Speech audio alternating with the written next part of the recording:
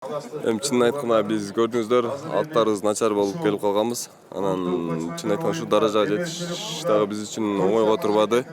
Бул даража бул экинчи орунга да Кудай колдоо эле жеңиштерге жетип, араң жетип келдик. Көрдүңүздөр буга чейин 6 команда менен ойнодук. Мына 7-чи команда менен ойношубуз, аттарыбыз да болбой калган үстүнө. Не болсо да чоң шотко утулуп калдык, ошол эле кичине уят болуп калды.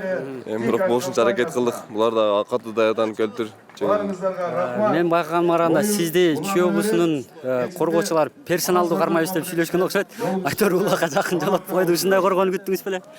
Мен чын айтканда азыр башында көрдүңүздөр, чабуулга чыкканмын. Ошол жерде атым жыгылып калды. Анан мен ошол жерде эле өзүм билдим болду. Бүгүн колум жүрбөйт окшойт депчи. Жалгыз чыкканымда уже салатыра улакта уже атым жыгылып калды.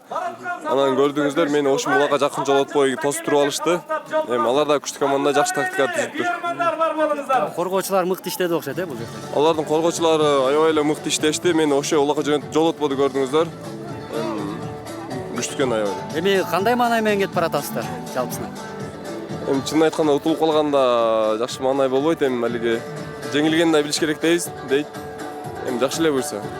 Сары Өзөндү негизи эле күчтүү команда, баягы курамы, аттарын көргөнсүздөр да буга чейин. Анан сиздердин баягы тактика кандай эле?